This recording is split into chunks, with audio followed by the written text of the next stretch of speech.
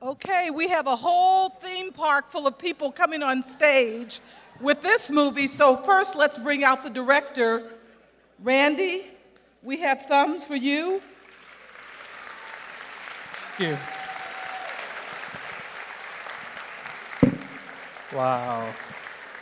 Thank you And so I think much. you have the editor, Yes, so we have Soojin Chung, our producer and editor. Can you come out?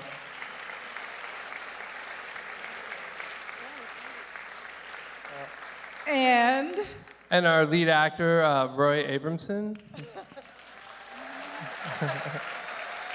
side. Oh, let me get your phone. Come on, Nate. And playing his wife in the film, Elena Schuber.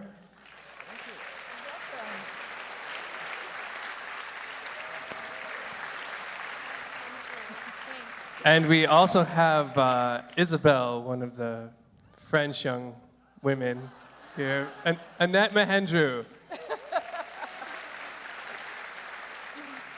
Please sit down.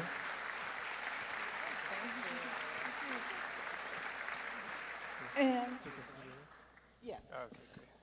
Thank you. Thank you. And we have something that we're going to do a little more of next year. We have actually one of our filmmakers sitting with them to do the Q&A. We have James Ponsoldt, who is from our next film, The Spectacular Now, and whose movie last year, Smashed, was so great. James Ponsoldt, will you please join him?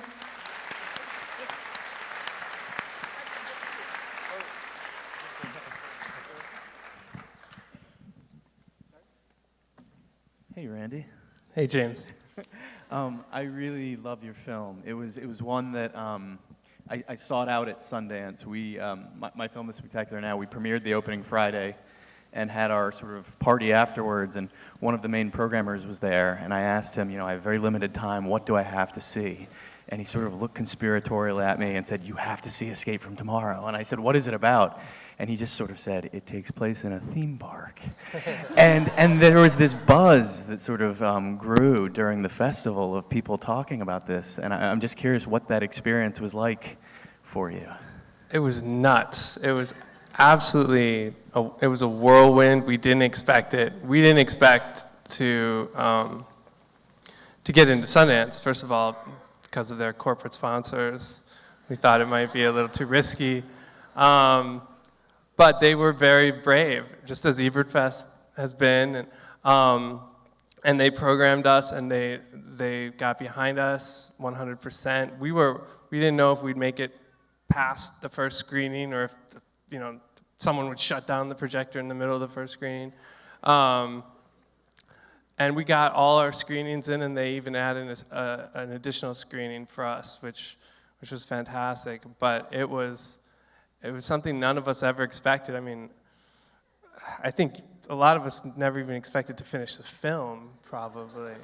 It was a long post-production, about 2 years of post-production. So, eventually Roy and some of the other people just, I think, stopped calling and wondering when the movie was going to be ready, and just gave up. But Soojin and I were working hard on it the entire time. We went to Korea to do almost all of our post-production. But to get back to your original question, Sundance was crazy. It was my first film festival that I had ever gone to. And it's a big film festival. And this is the second one. So it's been an amazing ride. We've been so lucky and so fortunate to have people. We submitted it blind to Sundance. We just sent in a DVD, and they get, I think, 12,000 DVDs sent to them, and somehow it just luckily made it through got into the right hands, and now we're here. So this is the story. Cool. You mentioned that you did post-production in South Korea. Can you talk sort of about the practical, financial, perhaps legal sort of rationale behind going to South Korea to finish this film? Well, we were a little trepidatious about doing our post-production in Burbank. so that was definitely a plus, kind of getting out of town, getting away. I mean, just the shoot was traumatic. I told the panel we had yesterday, I was 215 pounds when we started making the movie, and by the end of production, I was 168 pounds, and that was in a very short span of time. So it was nerve-wracking. So like getting out of LA was a bonus. But then we also wanted to do everything under one house. We didn't want to farm everything out to a million different people and make more noise than we had to. Honestly, it was probably less expensive, although there was a lot of, we had to fly there a lot of times, so that may have added up in the end. But it was great. It was really great doing it over there. I'd never been there before, and it helped us out enormously. We wouldn't have had probably finished the film if we did it somewhere else. Going back a little bit, can you talk, I'm just curious to hear your personal earliest memories of going to Disney World or Disneyland, and I guess this is a two-parter, and then sort of the real inspiration for writing the film. My parents got divorced when I was young, and my father moved to Orlando, Florida. So from a very early age, I would go visit him every summer and spring, and we would go to Disney World and spend almost all our time there because I don't think he knew what else to do with me. And it was wonderful. I mean, as a kid, it's great. You're not going to school. You're at this theme park. It was amazing. But it was like all our time together was spent there. And at some point, there was some overlapping between him and the park. And I started associating him with Disney World in a way that I couldn't separate anymore. And clearly this movie is, about someone with father issues and whatnot. So when it came time to write it, I could not I said it anywhere else. It had to be there, even knowing the risks and knowing that it was going to be a tough shoot. I wrote it there, and I got amazing actors who drank the Kool-Aid and went with me.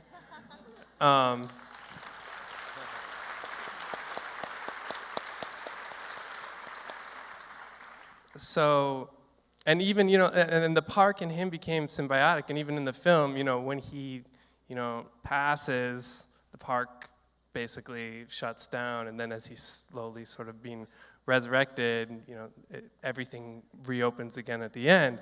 And originally, I did not have him come back. I was curious about, tales of people who died. I think I'd read an article where I'd read that Disney World was the second most popular place to commit suicide in the United States after Vegas, and I was like, well, how do they, keep it under wraps? How do they keep it the happiest place on earth? So that was sort of, in part the genesis of it, of the ending. But then also, even when I gave you guys the original script, the father doesn't come back at the end. They just basically swept the room, and then someone new came in, and you imagine it would all begin again. But then I realized, I really couldn't close the door on my father, completely, and so, when the park reopened, he reemerges, much like in real life, with yet another family and new children and all that stuff, as sometimes happens. Cool. This is a question, I guess, for sort of the group. I'm curious what your wonderful actors, you guys did such an amazing job, by the way.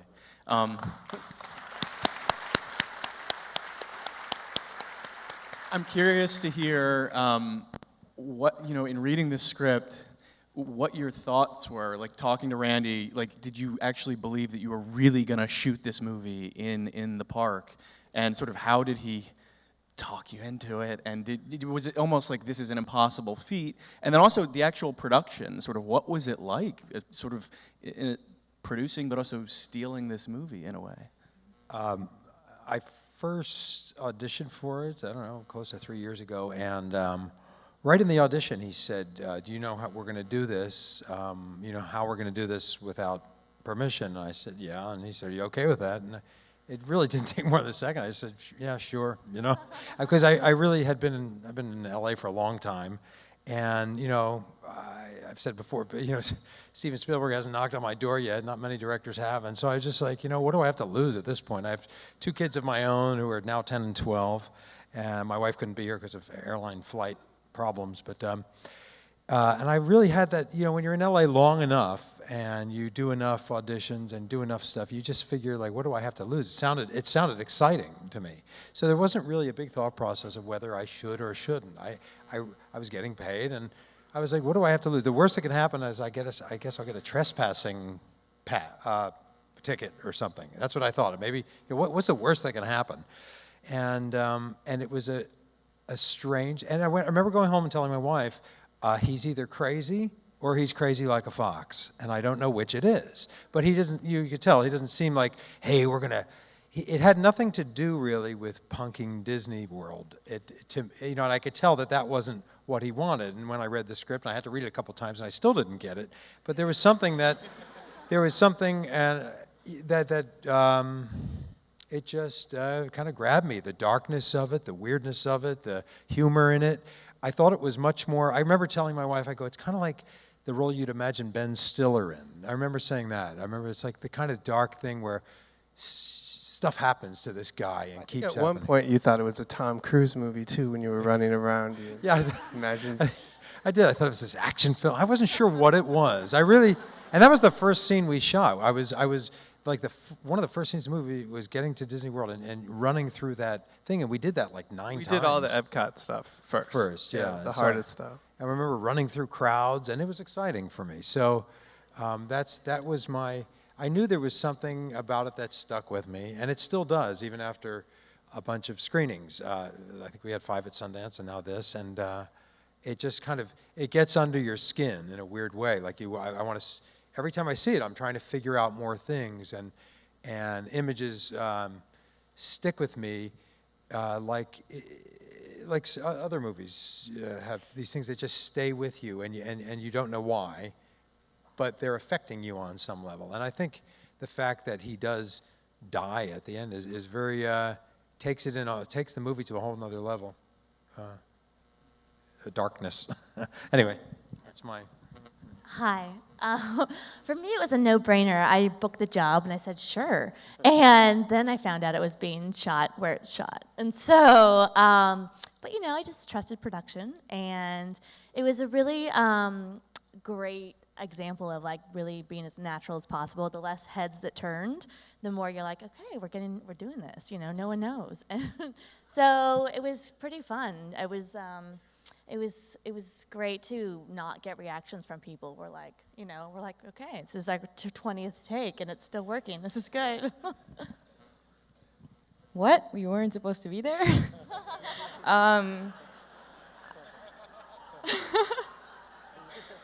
I was like, oh, this is great. Somebody's paying me to go to Disney World to flirt with men. Yeah. It was a lot of fun. Thank you.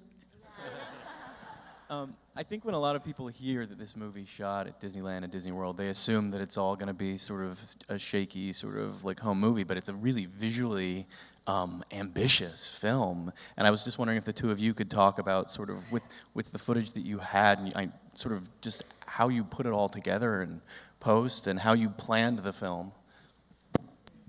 Well, we never wanted it to have a found footage film, feel to it. That was one of the reasons why we chose black and white, because I hadn't seen the park in black and white portrayed like that. And we tried to keep it as locked down as we possibly could. You know, we would use trash cans as tripods, tables, chairs, anything we could. Still, I mean, it was shaky because there were some things we knew we couldn't really set up the way we wanted to set up. We tried our best to keep it smooth, But as Soojin will tell you right now, there was a lot of shaky footage that needed to be cut out or carefully edited. Well, just try to make smoother, not really shaky at some point. But a lot of I choose all the shots that looks like really like a normal movie. But of course, but they shot a lot, unbelievably a lot. I said you can make 10 feature film out of this, you know. so I mean, among that, I really took a long time to choose all the shots. But a lot of things, some of the scenes we have to throw away a whole thing, you know. It's shaky or out of focus because they don't know where they're going, you know, that kind of stuff, you know. But still, we found one movie that's possible. Well, I have so many questions, but I know the audience does too. So if anybody has a question, please raise your hand, and a microphone wrangler will bring you a microphone. Is there anybody that has a... Center house, slightly to your left in the aisle. Over here, this way, Right there? other way. Yeah. Hi, I had a question. My daughter hates the music in that little international boat ride. Did you also hate the music, or did you do that for copyright? We did that for copyright. Question's never been asked before. Yes. Yes. Next question. Anybody? Okay, center of the balcony. Yes. Hi, good evening. My question is pretty much concerning the way the filming was done. At any point, did you feel that people were kind of catching on to what was happening, or did you get kind of close to getting caught? And what was it like? There were times when people were like, "Why are you riding the monorail all day long?" You know, and not getting off. And then towards the very end of our park shooting schedule, we shot 10 days in Orlando. Right, that was the first thing we did. We all flew to Orlando, and then we came back and we shot 2 weeks in Anaheim. And at the tail end of that Anaheim shoot, Roy, take it away. There was just a moment where we walked in early. I don't even think that shot's in the movie anymore. It's the shot where we're first entering the park. It would have been the opening scene, I guess, in the movie. And it was early. It was 9 a.m. and I think it was a weekday, so it was kind of sparse. And I walked in, and of course the mothers of the two kids were there. They're from two different families. The real mothers of the two kids. So we all kind of go in separately. We had year passes to both parks. And we walked in, and a guy came up to me with a Disney smile on and a badge, and he said, "Are you a celebrity, sir?" And I said, "No." And I looked at my wife. We were like, "What, honey? He thinks we're a celebrity. He thinks we're. Why are we? Who are we? No. Why?" And he said, "Well, there's paparazzi taking pictures of you, and he said we have a certain protocol to go through the park, and you're not following that protocol." And I said, "Oh, wow, I didn't know." Then he asked me. Then he said, "Why have you come in the park twice in 7 minutes?" And what we had done is we had done the shot, and then we'd gone back and gone through the turnstile again. And I was like, "Oh my God, someone's watching this on the screen, like they're to the minute." And I said, "Well," I thought fast. I said, "Well, we left the sunscreen outside." And I had to put it on. I had to go put sunscreen on the kids. So we went out and took everyone outside, put sunscreen on the kids. Then he said, "Come on in and wait." And then it was a strange. We were waiting. He said, "Wait right here." And he was looking for the photographers. There were 2 cameramen on this with, they just look like regular cameras, like DL5 Canon. Like the one there's one right there. But without the tripod. Without the tripod. And then I kind of, when he was looking for the photographers, I kind of, a PA walked right by us and went, "Get out of the park, get out, get in the white van now, get in the white van now." And he was like in a spy movie, he kind of walked by me very fast without looking at me. Yeah, in a goofy hat, going, "Get in the van, get in the van, get out of the park, get out of the van." And then I realized not only did we have sound equipment, now we had a little microphone under our shirt that went a wire down to our pocket where we had a handheld tape recorder going all the time. It was on all the time, so it would record anything we did on every ride. And I realized not only did we have those on, then I realized all our IDs were different. We had different last names than my wife. I'm like, uh-oh, what happens when he asks for your ID, which he hadn't yet? So when his back was, I said, "Can I take my son to the bathroom? He really has to go." And we went to the bathroom. I took off the sound equipment, put it in my sock, because I had nowhere else to put it, really. And I was like, I figured maybe that's like the last place to look or something. I wasn't thinking too clearly. I was kind of sweating a little and very nervous, actually. And then I saw Elena, and I was like going, I was like, get out of the parade. So we all kind of just walked away as his back was. Yeah, No, she then went to the a bathroom parade too. came. What? A parade came Oh along. yeah, a parade came. That's what it was. Yeah, we You kinda, scooted out with the We parade. scooted out like a way. Yeah, it was kind of blocking our view of him, and we kind of. Here, I'll let you finish. No, that's it. We just paraded on out of there. So that was, and then we got in a van and sped away, and Randy said, "Get out of the hotels. We're done here." And then they Then what happened? We added a few more green screen shots after that. Because there were how many weeks in a studio? There were film studio. Well, we shot in a hotel in Oxnard, I think, or like a week. City of Industry for a week to shoot the interior of the Contemporary. And then we shot at Occidental Studios, which is the old Charlie Chaplin, Mary Pickford, like United Artists stage in Silver Lake for 2 weeks, I think. We had some sets and a lot of green screen work that we did there. And then I went back with the camera department for another week of just B-roll pickup shots in Orlando of stuff that, empty Epcot things and stuff of that nature. So. You know that Charlie Chaplin studio that you're talking about in Silver Lake? That's a couple blocks from the original home of Walt Disney Studios. That's right. Yeah. Next question. To your right, all the way by the wall. Right there. I've always heard, as far as the hierarchy of ominous is concerned, it's kind of like Monsanto, Blackwater, then Disney. How is it you have not been stomped flat?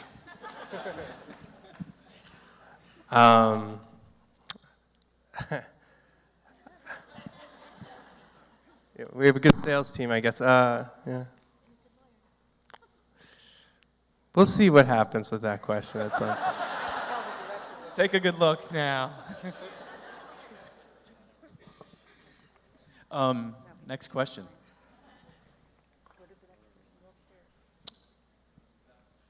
In the balcony center. Hi. I heard two young women, I overheard them saying in the bathroom that this is a movie made from men for men. And I mean, you have to admit there's a lot of sexuality, a lot of wet dreams. So I would be interested what the female actors think about that. Yeah, there was definitely a lot of innuendo there, and that's what made me hate my husband even more in some of these scenes. I just, it was, easy to connect up to getting angry at him through following Annette here, hot Annette, and yeah, it was. I think a lot of women deal with this stuff too, especially living in LA, where there's tons of hot chicks all over town.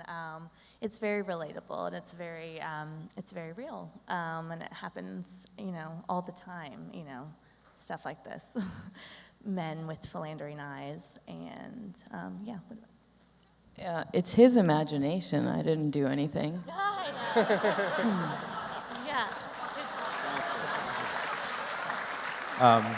It's a very good question, because one time I was talking about the movie at a talkback, and I was mulling it over at night, and I was thinking there's a lot of different women in the movie and views of women. There's the pure little girl, my daughter.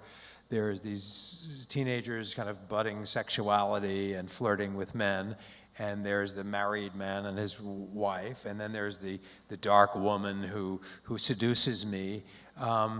And I think it's one reviewer called it a genre-defying film, and I loved when I read that, because I never could explain it to anyone. So now I can say, well, one guy called it genre-defying, so now I don't have to come up with a good explanation.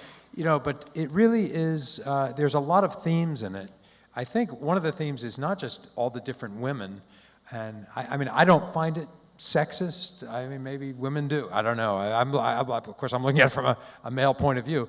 But I always, when I look at the movie, think of it as a movie about loss. It's like his loss of his youth, his loss of his innocence, his wish that he could still talk to women that are young and he can't anymore.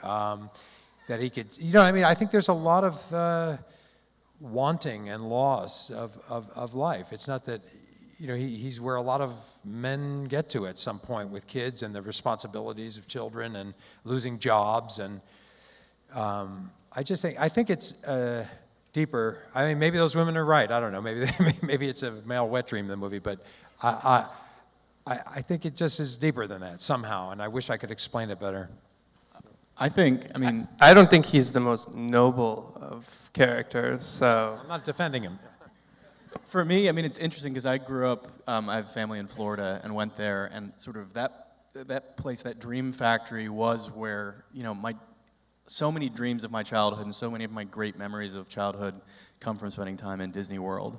And then I didn't go for about 20 years, and then when I went back, it was just this horror show of commodified happiness, and you must feel joy, and it really felt dehumanizing in a way. Women are certainly dehumanized and commodified in a place, in a sort of corporate amusement Just the park. whole princess aspect is, you know, right there from the moment you get in. You know, they're telling every single little girl that you need to be a princess if you want to be happy, you know? And that's what they're selling to them. Not that I'm trying to go off on a tirade against Disney right now, but I mean, it's there. If you're going to talk about sexism, it's rampant. I mean, for me, I always felt like you had a very strong point of view, and it is an argument for humanization, for family, and the dignity of people, men and women alike, and it's that environment that just makes you absolutely insane. At least when I go to Disney World, that's how I feel. I'm projecting. I would agree.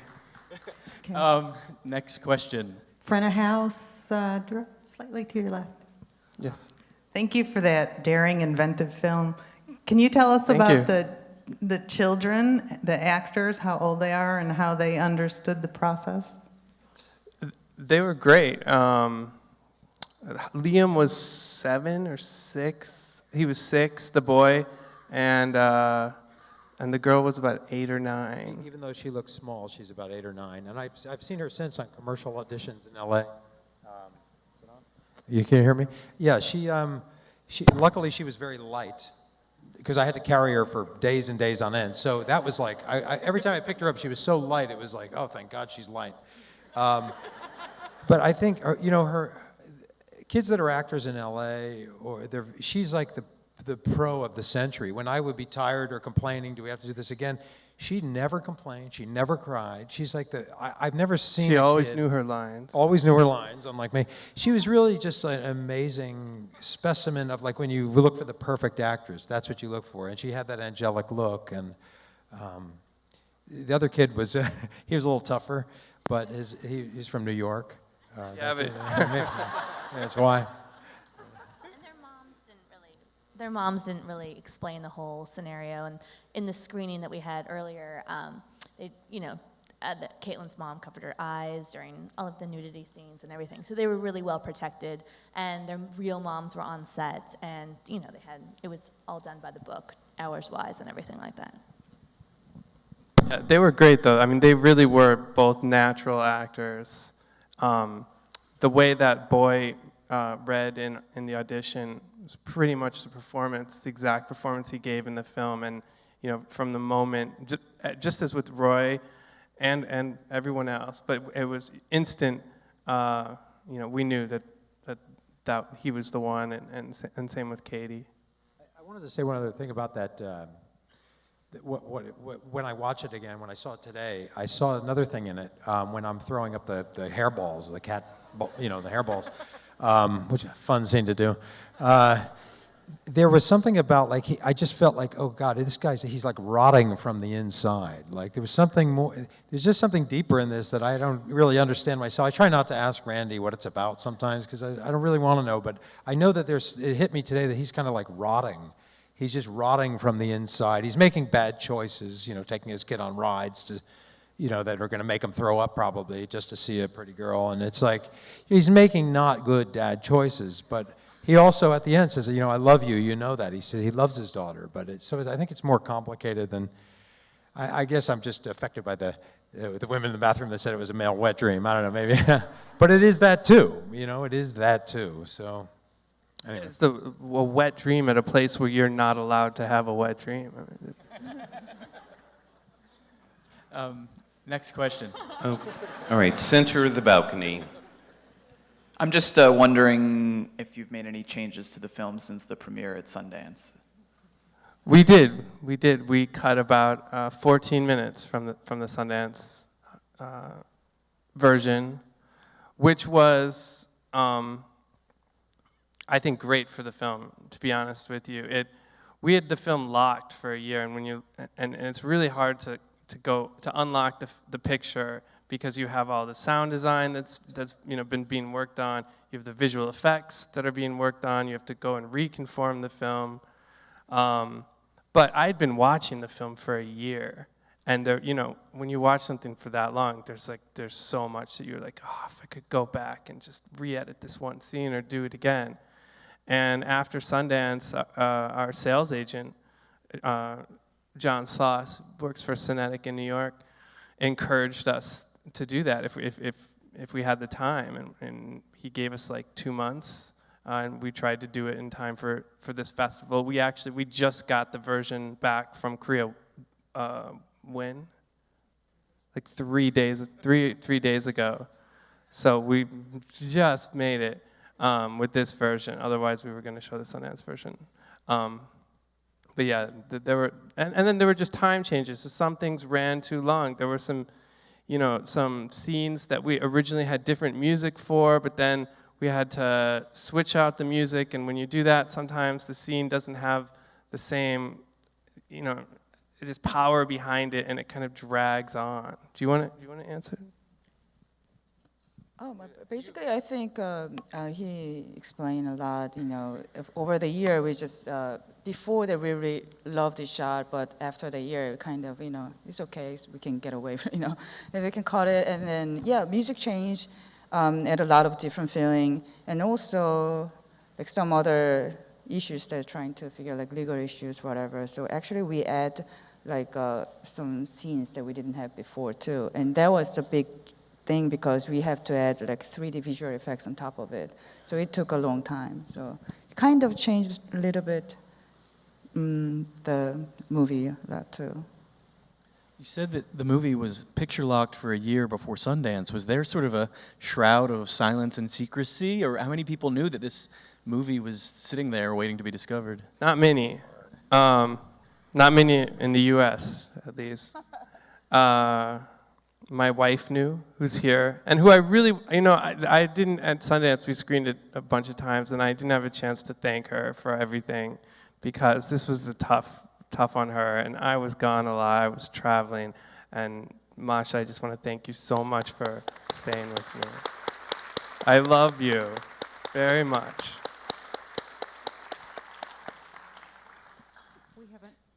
We have another question for you. It's completely to your left, front of house, under the archway. Do you see us? Okay.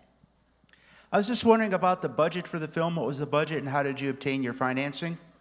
About half of it was, originally the budget was very small, very, very small. And it came out of my own pocket.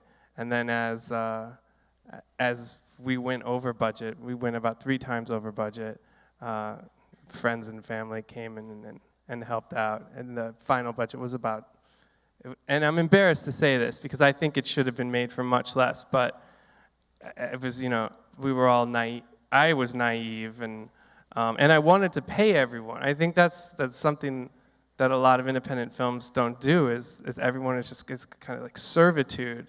And if you're gonna go out on a limb for me, I feel like it's important that at least that you're well paid for it. So it turned out to be about $650,000 in total, which it should have been $250,000. Next question. In the center balcony again. You addressed this briefly, but what was the crew like? And were you shooting with consumer DSLRs, just like cameras to look like tourists? And how did you think you could do this and get funding before you even casted the movie? And I knew I would never get funding. That's why I had to, do it myself and have very, very generous family members help me out. The equipment, was just consumer Canon 5D cameras, except when we were not in the park. Then we used RED cameras. Was there anything else that I skipped? Oh, and the crew. We had yeah. in the park. We had an assistant director. We had the parents of the young actors with us. We had the actors.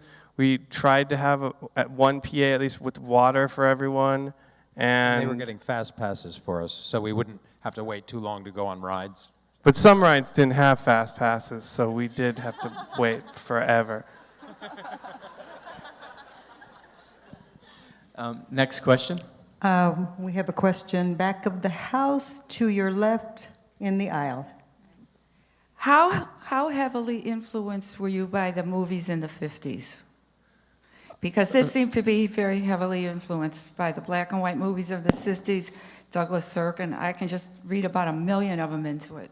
Yeah, no, absolutely. I mean, even just the driving scene. I think of French New Wave movies, and we we didn't want the green screen to look perfect. We liked the processed shot look that they used to have in those 50s and even early 60s films. So there was definitely a big influence. I was also influenced by a Russian film called Ivan's Childhood, which is a Tarkovsky film, and it's a black and white film, and it's a beautiful, beautiful film, and just the lighting and the camera placement in that movie was a big influence on this film. And I was for some reason watching a lot of early Kurosawa films when we were making this movie. Which I don't know. I always personally see, well, obviously a little bit of Lolita in this, and it makes you wonder how powerful, what a game changer Lolita was when it came out. What he really did in that movie, where I didn't. So as you realize how powerful that was. But I always see Death in Venice in this movie, the obsession, the kind of the longing and obsession for these girls.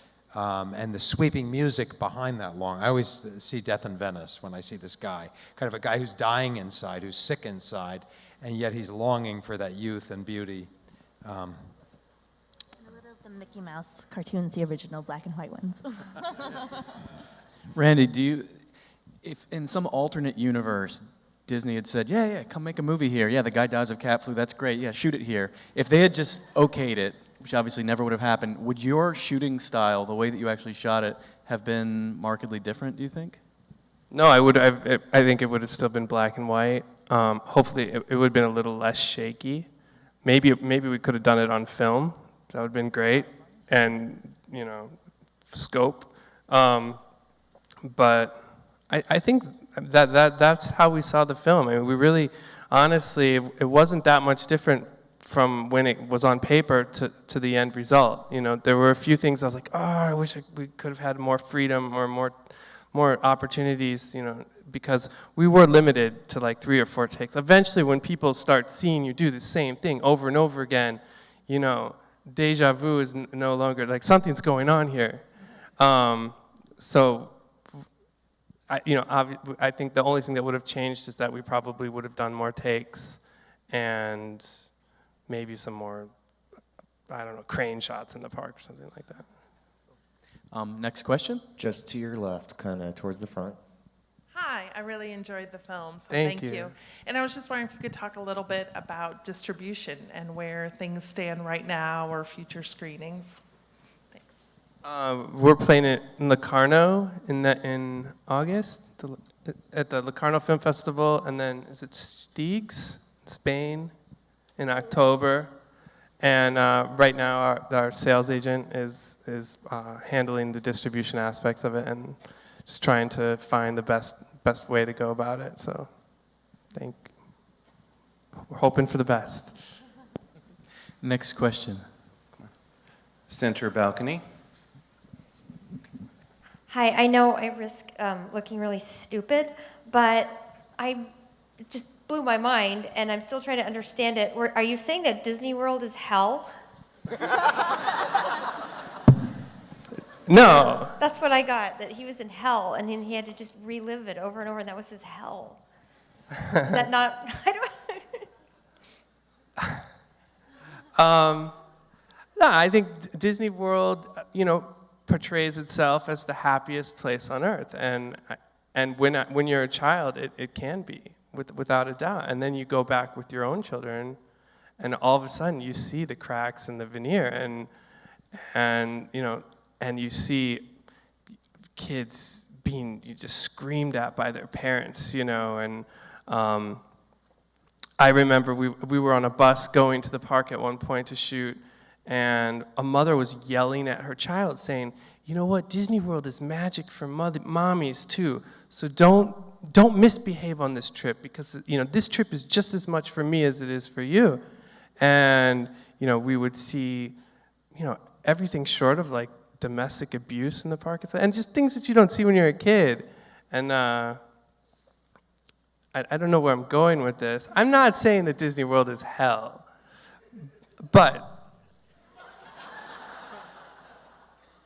there can be some hellish moments there. I'm sorry, that's a terrible answer. There's a moment in the film that is one of my favorite moments. It's just when I'm sitting on the park bench and me and the snow witch, the evil witch, before she's the evil witch, are watching our kids. Snow witch? I always call her that for some reason. I don't know what it is she's the witch? No, snow. What is she? The witch. She's a witch. She's the witch.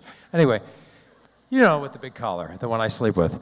Anyway, we're watching our kids play, and there's something beautiful to me every time I see this film about that scene, and it has nothing to do with me. It has to do with kids simply running around in a circle, playing tag, playing with each other in the middle of the theme park. They're not on rides. They're not asking for balloons that are $20. They're not, you know what I mean? They're just simply laughing and playing, and I find that, and then I don't know whether it's the music or just watching them in that scene. It's so beautiful to me that they're not spending any money, and they're being children, and they're having fun, and they're innocent. There's an innocence to that moment where I'm eating the turkey leg, where we're just watching them, that I think offsets all that kind of forced happiness. I remember going on a Disney cruise with my father paid for our family to go, and my daughter was probably 4 or something. And I remember her running around they give them these autograph books, and she was getting signatures of every princess. And it got obsessive. It got crazy. Like she had to get every princess signature, and I felt like I looked at her. She had a look like she was in Vegas for kids. Like I got to get this one. I got to get this one. And I felt like I was being like led rather than her having fun. You know, I don't know. And although we enjoyed other aspects of it, so I'm not against it. Theme parks. So. I was actually flying back from New York, and a family was sitting in front of me.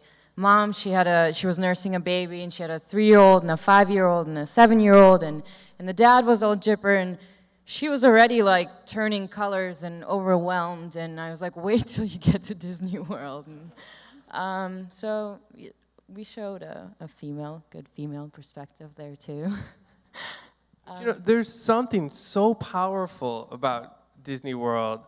You know, there's some people that say it could be shot at any park or whatever, and I disagree, because there is something there. I remember when I took my wife and kids there for the first time, we were watching like the Fantasmic show, and there's all this, you know, music and lights and lasers and pyrotechnics, and all of a sudden at the end, like Mickey pops up on the top of a hill, and like on the top of the mountain, and you know, like lasers shine out from everywhere, and grown adults were gasping like they had just seen the Messiah, you know, risen. And I was like, oh my gosh, you know, like, and screaming, like the Beatles concert. I mean, it was insane. And you know, 50, 60-year-old people. And I was like, this place has somehow, you know, really done something to the whole culture.